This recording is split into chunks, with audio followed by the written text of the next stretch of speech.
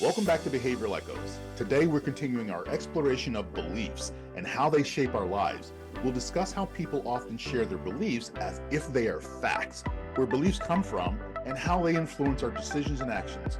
Let's dive in. Thanks for that, Chris. Beliefs are really fascinating because they can either empower us to grow or confine us, like the walls in a prison. They're the unseen forces guiding our behavior and shaping our own self perception. But most importantly, beliefs start forming in childhood from what we hear, see, and experience. That's exactly correct. During our childhood, we absorb messages like, be careful, it's too cold outside, or I wouldn't do that if I were you, and other phrases. When they're repeated with emotional reinforcement, that plants the seeds of belief. Over time, these seeds grow into mental shortcuts. And that's not a bad thing, it's just narratives that we construct to make sense of the world around us. So true.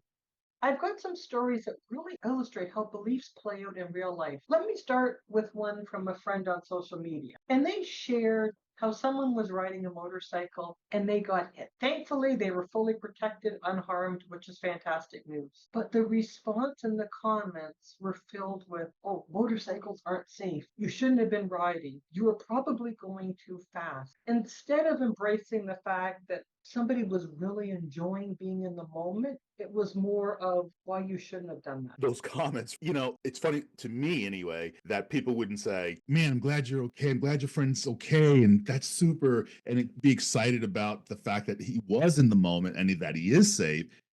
But those kind of comments are about people's own beliefs, their own beliefs about safety, their own beliefs about risk, and motorcycles in general. Beliefs like these typically limit how we perceive situations and others. In neuroscience, we are clearly shown that beliefs are shaped by emotions, repetition, and experience. That's exactly the case. I can share another example. A woman shared that someone that doesn't have kids can't understand. They're responding to somebody that was 5 minutes late that has no kids, and probably because they slept in, as opposed to it being much more important because of it being a child issue. And it was sad because it was seen as, again, separating people, that one group had more difficult experiences to live with or had more value than another group. Every single one of us is experiencing difficulties every single day, and we shouldn't judge each other just based on groupings of people. That's really interesting, Lisa, because, in some of our previous conversations, one of the things that you often bring up that even employers miss is this idea of caregiving.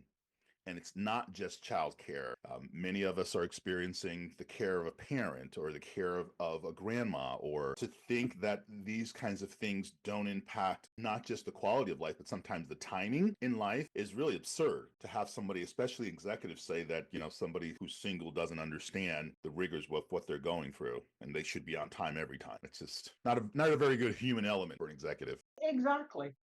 I did laugh because a couple of weekends ago when I did a meditation, I was reminded of something that I went through and it did make me laugh. And it was the first time I went skydiving and it happened to be on Mother's Day. So I'm that kind of a person. Um, and of course, my mom was all worried, like, what if something bad happens? And the typical what ifs. And that's a completely understandable mother's response. And it was funny because I said, make plans for dinner. I'll be there. Don't worry about it.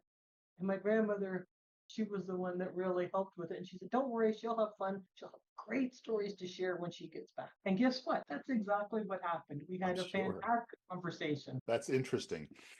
That example, and that example is really powerful in my mind. Beliefs where people just, say things like in the previous story really don't imply that people have thought about where their beliefs come from. Did they create those beliefs because of an experience, or did somebody hand that down to them because of something that they may have experienced? I think it's really crucial that people really start thinking about where these beliefs come from, because you got to know whether they're helping or hindering us. That story is really powerful because it shows how our beliefs, while protective, I mean, obviously, I get your mom's fears, they can also limit us, because if she had convinced her belief upon you, you wouldn't have gone and had that experience. The good news is, as important as they are, we also know from neuroscience that we can rewire our brains through practice and learning, and we have to be intentional about it. With that intention, however, we can realign our beliefs with our goals and our values. And that's absolutely true. And, I figure today's a great day that I'm just going to share some personal experiences. And I have another story because I'm on a roll. And a friend I've known for many, many years, She got a call from her husband saying he pulled over to the side of the road. He didn't feel and that he would be home soon. And just so that way she knew. It wasn't even 10 minutes later, got a call. He had had a heart attack and died. And can you imagine if you had gone to work or people would have judged? Like, we don't know what anybody is going through. We don't know the situation or what they've experienced. And it's so important to be kind, to be human, and really think and not make assumptions. It sounds like there's a two-way street there that you're implying. One is we should understand that because we don't understand people's situations, that one, we shouldn't judge until we understand. If we can better understand their situation, it sounds like you're saying, then we can have that human element, empathetically meet them where they are. And the other, it sounds like, is understanding that we have beliefs and there's sort of the screens that we see everything through, that until we understand, it's probably not a wise thing to just throw our beliefs out there as if this is the way that it is. Absolutely do not get on motorcycles because they're unsafe. Now, here's a funny. I haven't shared this story probably outside of 3 or 4 people. When I was in college, I worked for a tow truck company. Worked in the mechanic shop. I was rebuilding a little MG Midget, if you can believe I could get into one of those. And there was a motorcycle that was sitting there, and we would ride it. I would see people from the shop riding in the neighborhood, so I decided I'd figure out how to ride this thing. Well, it had a sticky throttle, and one of the occasions I was riding it, I literally had to dump it into a chain link fence, and thank God it was broken because it gave a little bit more than bouncing me back. So I totally get it. I understand that exhilaration. And for someone to say they're not safe, no, I was unsafe. I had no gear on. I wasn't really riding out in the open, so I didn't even have a helmet on. So that was me. And that should have been how I viewed it rather than, yeah, they're not safe, and join a belief that's really not true for a lot of other people. You've ridden motorcycles, yes?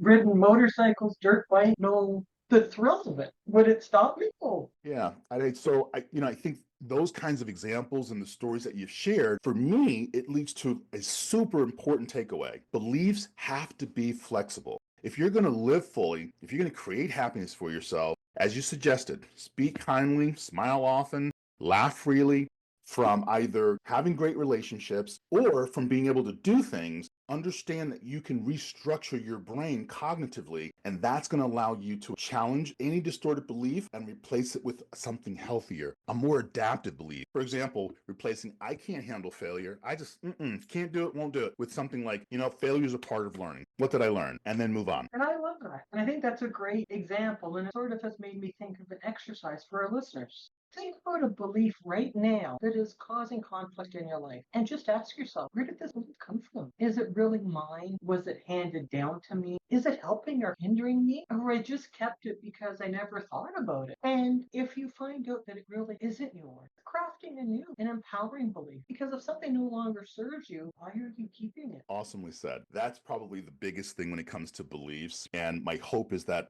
our listeners have really learned and understood some things, not only about their own beliefs, but about people's behaviors when they see people behaving a certain way, understand that probably is being prompted by their beliefs. We manage our beliefs because they help us navigate both our internal and our external world. So your beliefs, again, can be the foundation of your growth, or they can be the walls of your limitation. My question is, which will you choose? I love that. That was so beautifully said, Chris. And I just want to take this opportunity to thank everybody for tuning in. Until next time, reflect on your beliefs and choose to grow. Take care and stay curious. Bye. Bye.